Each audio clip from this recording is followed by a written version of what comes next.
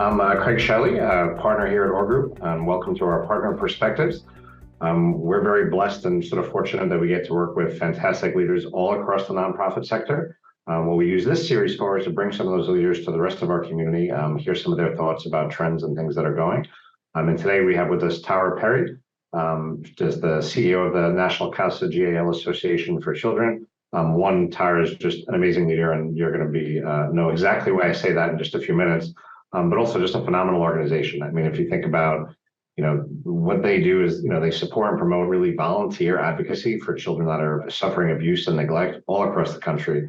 The opportunity we've had to work with Tara and her team and their staff throughout the country has really driven home for me just how difficult the work is that they do, and just how important it is. So I'm excited that Tara is here with us today. Welcome, Tara. Thank you. Thank you, Craig. Thank you for that overview of the work, the important work that CASA GALs play throughout the country. I really appreciate that intro.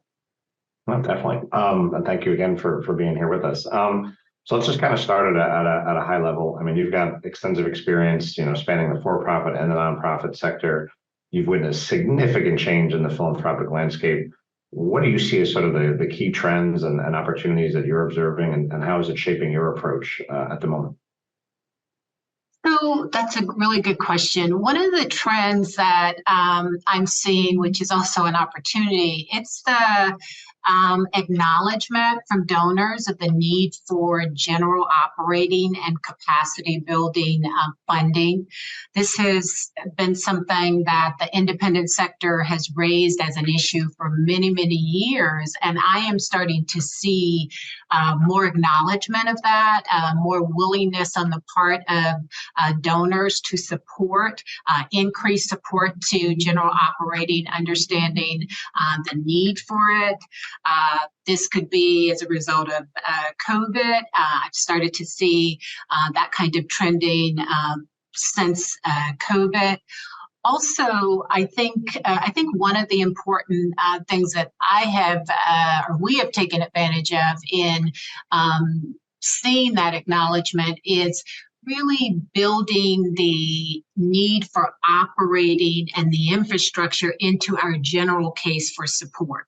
Typically, you do a case for support, it's more programmatic, it's more mission oriented, it talks more about the impact and the outcomes you want to have. And then we use general operating as a budget figure. And I think for us, we have captured this, I guess we've looked at this trend, and the opportunity is how do we really link those two together? How do we incorporate the case for general operating support in the general case for support? So that's one trend and one, I think, lesson learned and opportunity, ways that we're trying to shift our approach. And then the other one, Craig, I think is the trend to fund racial equity issues.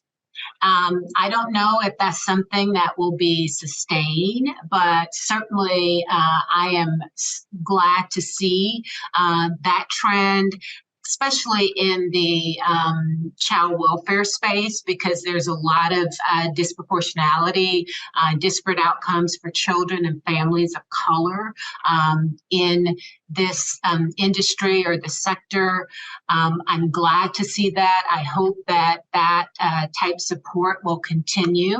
Also, I think along the same lines is more acknowledgement of some areas of disproportionality with funding for organizations that are led by people of color. So I'm seeing more of that, reading more about that. There's more research has come out over the past few years, really acknowledging some of those gaps. So those are two trends that I'm seeing.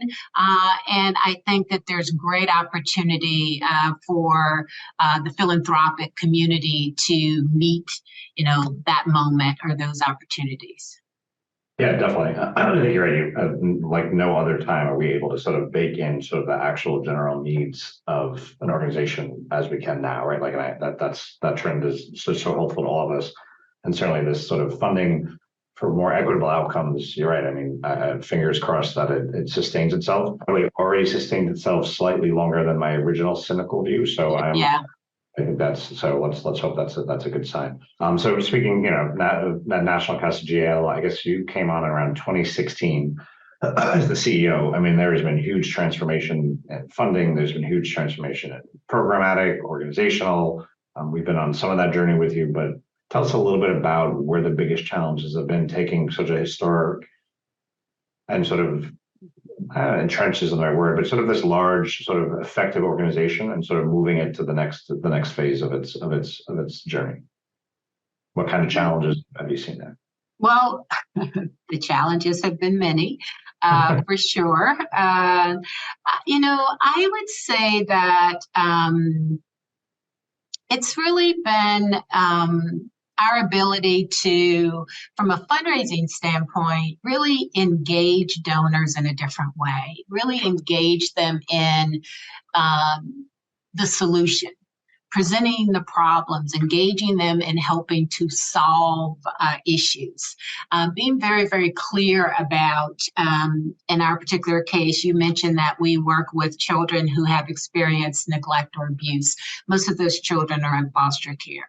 Most people know about foster care. They have thoughts in their mind about foster care, maybe not personally, and those are not always positive. These children find themselves in foster care or these situations through no fault of their own. And so one of the things that we've really worked hard to do from a fundraising standpoint is to engage donors, educate them about this particular population of youth in our community that are the most vulnerable.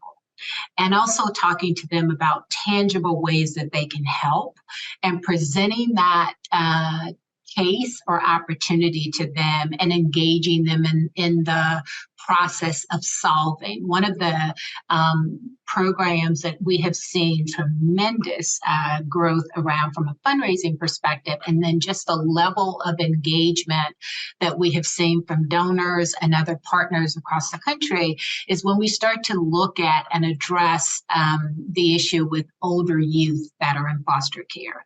Older youth in foster care, once a youth is around the age of 13 or 14 and they've been in foster care for a few years, the chances of the likelihood of them being reunited with their parents, being adopted, or some other form of permanency, residing with another relative, those chances are lower the older that they get, the longer that they stay in foster care, but it's not impossible. And we have ventured on this journey over the past few years to really help donors to see how they can partner with us to help those youth achieve permanency. That's the way we reference it in our industry, but also to talk about the outcomes that await these youth if they age out of care. And we have a program and an initiative, and I raise this because I'm really proud of this, and this demonstrates when you present a problem and you present a solution and you engage donors in helping you to solve this particular problem, they come. They're engaged, they're interested, they're finding ways, not just writing a check, certainly writing a check, but they're finding other ways that they can add value to the organization or they can engage in the organization. So that's been one of the things that we've done, I think, really effectively, talking about these kind of societal issues, giving them an opportunity to engage in a real meaningful way and an authentic way. So I think we've seen success from a programmatic or initiative fundraising standpoint over the years. I think another area that I am certainly most pleased about, our work is done through volunteers. And we have about 100,000 CASA GAO volunteers around the country. And we have seen the number of people that want to engage in this work increase over the past 5 or so years. So this is certainly a highlight from a standpoint of achievements. You also asked me about challenges. I think certainly resources, that's always a challenge. Resources, I mentioned earlier about being a national organization and really making the case for the importance of having a national entity. And then I think one of the ongoing challenges is staff. Being able to attract the staff and retain staff in the nonprofit or in nonprofit organizations, and that is one that has been an ongoing challenge and continues to be an ongoing opportunity, especially now when you have such low unemployment rates. So I would think that those are a couple of challenges, but also opportunities and highlights that I would raise since I've been in leadership, not to credit myself with this, but these are things that I've been able to see and be some small part of. Yeah, no, I totally. And yeah, this whole issue of talent, I mean, I've always felt like talent in the nonprofit sector was a challenge, but it seems now with unemployment being what it is, the ability for people to be flexible and to be remote and to do, it's becoming more and more of a challenge.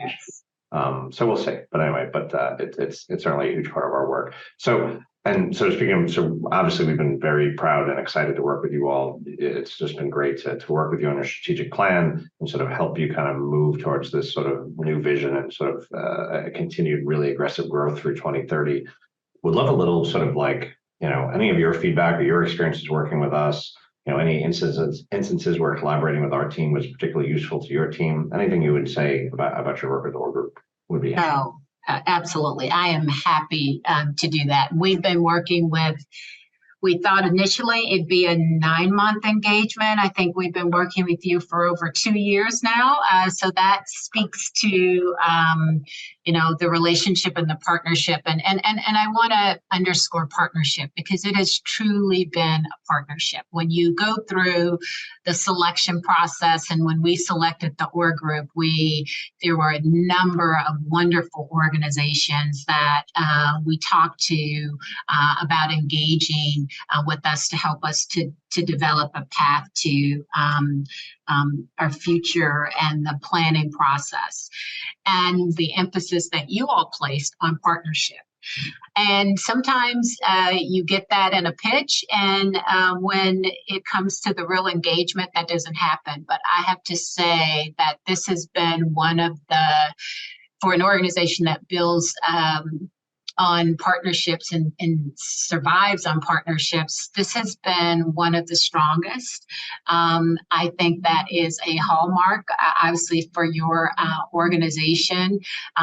It has been, you came in at a time where we thought you would help us to design the path for our strategic plan and the process for the plan, and you did that, but you also engaged to help facilitate the process as a neutral body, engaging quite deeply with the national board, but also with the CASA GAO network. I mentioned there are 1,000 state organizations, local programs. You all were engaged all across the country with those different segments. You got to know and learn our organization. It is very complex. There are many different models and structures and governing structures throughout the country. You were able to pick up on those differences and really capture the unique challenges that our organizations across the country face. I thought that it was very intentional.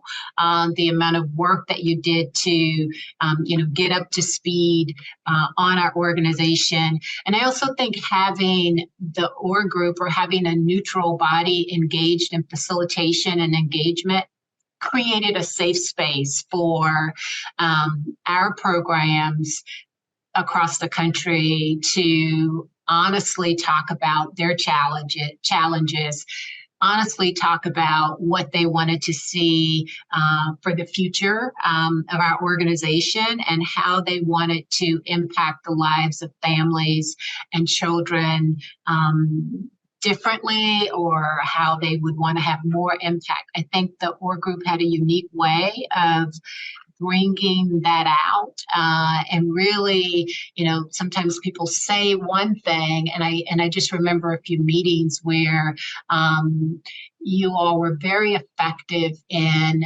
I hear what you're saying, but what are you really meaning when you say that? What's the driver? What's the real concern that you have? I saw that take place in several of our interactions with some of our partners in the organization, and around some pretty contentious issues. And I'm sure you remember a few of those, but you all handled that so effectively.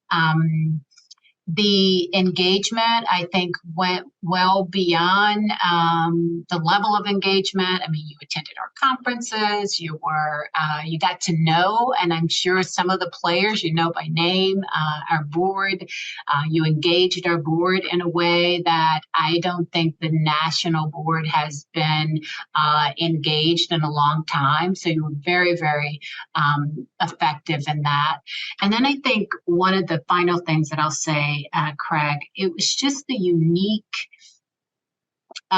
perspective that the Orr Group brought to our process. It wasn't just a straight strategic planning process. As we were thinking about the future, in most cases, you hire a consultancy to work with you to develop a strategic plan.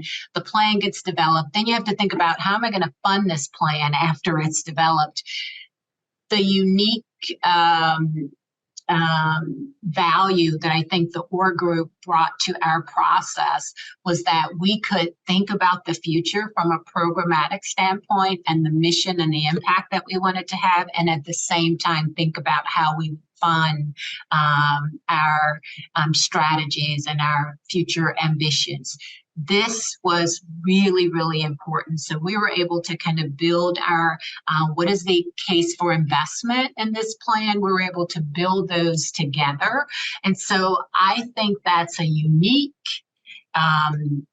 value that the Orr Group was able to bring to this particular, bring to our organization in this engagement.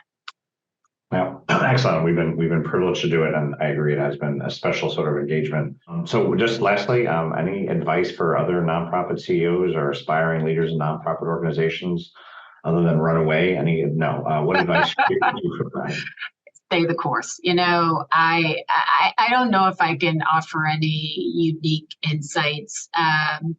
It's hard work, but it's certainly well worth it. And I know everyone that leads organizations in the independent sector. You're there for the mission.